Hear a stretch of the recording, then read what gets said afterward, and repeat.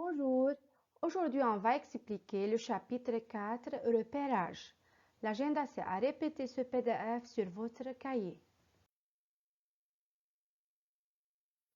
L'abscisse d'un point.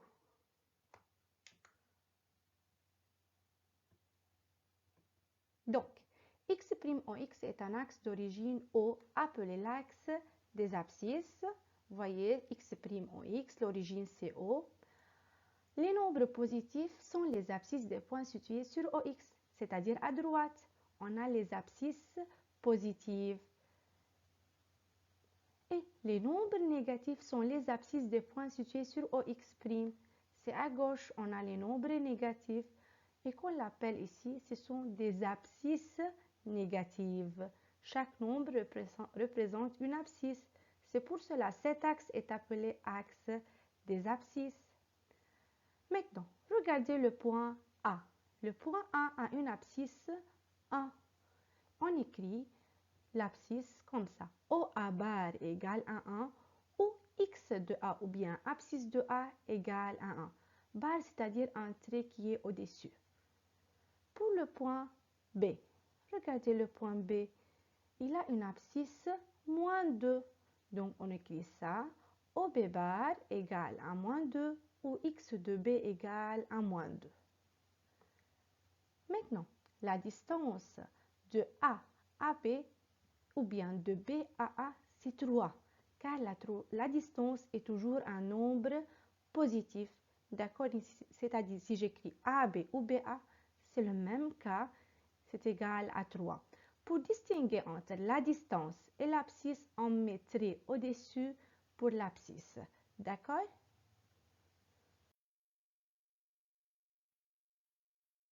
Repérage d'un point du plan. Tout d'abord, c'est quoi un repère orthogonal? On a besoin d'un papier millimétré pour tracer ce repère. Un repère orthogonal est formé par deux axes x' en x et y' en y perpendiculaires en haut. C'est l'axe x' en x, c'est un axe horizontal. À droite, on a les nombres positifs et à gauche, on a les nombres négatifs. C'est l'axe y' en y, c'est un axe vertical où en haut, on a les nombres positifs et en bas, on a les nombres négatifs. L'axe x' en x est appelé axe des abscisses et l'axe y' en y est appelé axe des ordonnées. Et bien sûr, O, c'est l'origine de ce repère.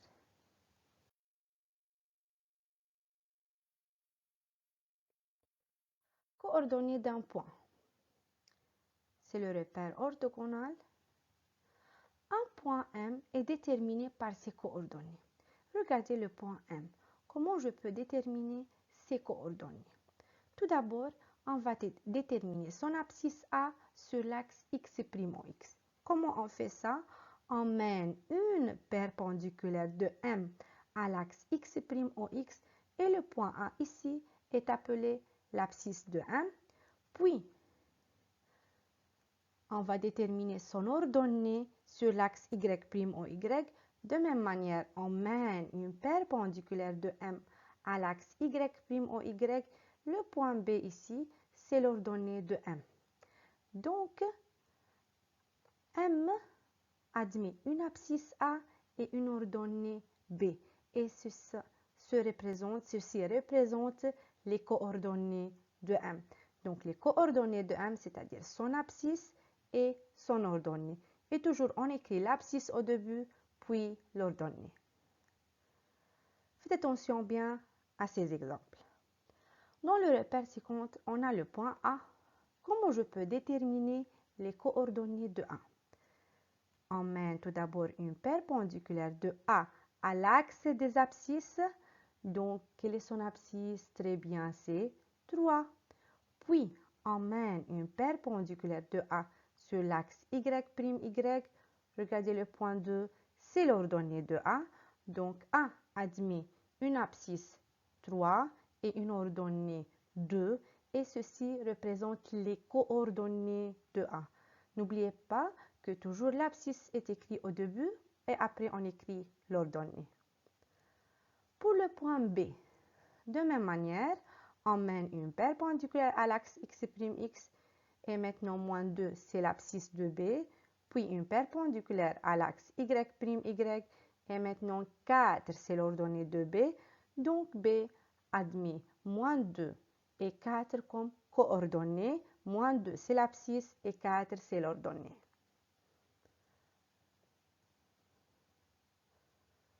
Maintenant, un point dont l'abscisse est 0 appartient à l'axe y', c'est-à-dire si on a un point où l'abscisse est 0, où on peut trouver ce point-là, regardez, si M, un point qui a une abscisse 0, regardez, M se trouve sur l'axe y'.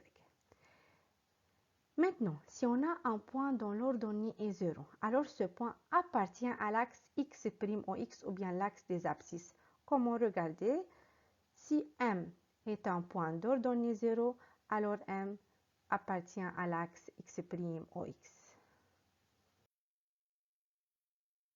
Les 4 quadrants. Ce sont quoi les 4 quadrants?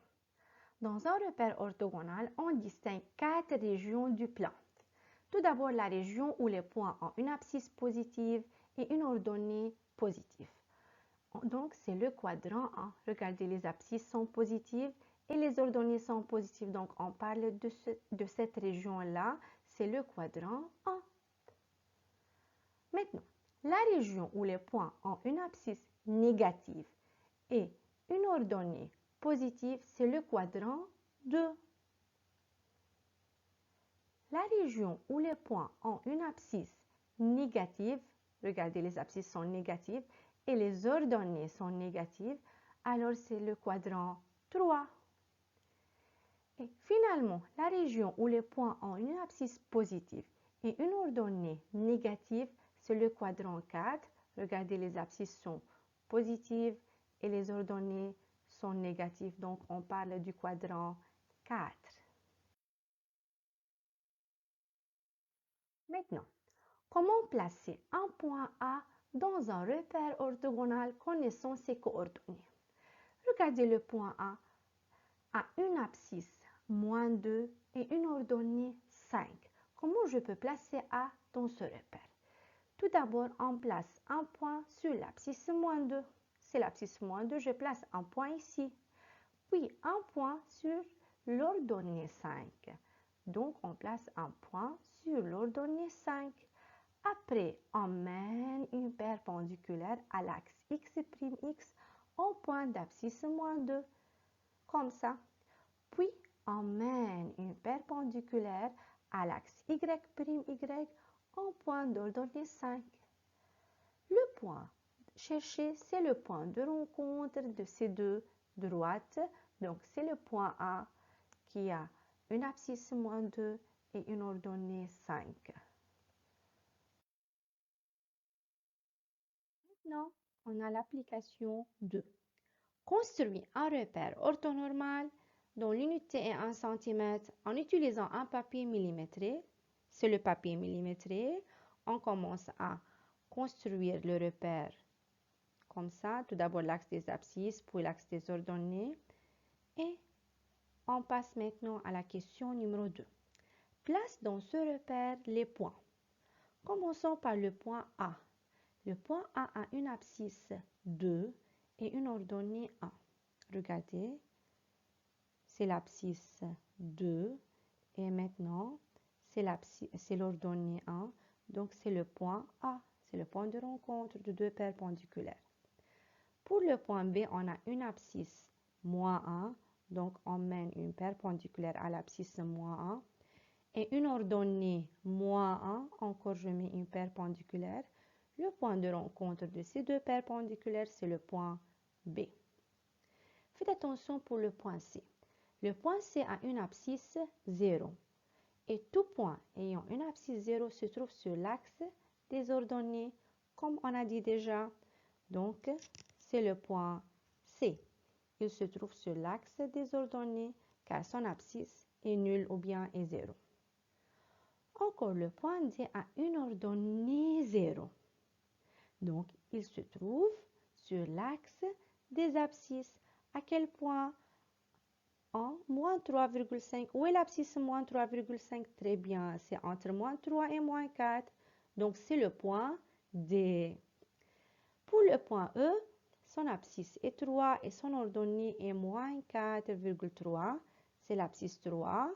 Puis, c'est l'ordonnée moins 4,3. C'est entre moins 4 et moins 5. Et c'est le point E.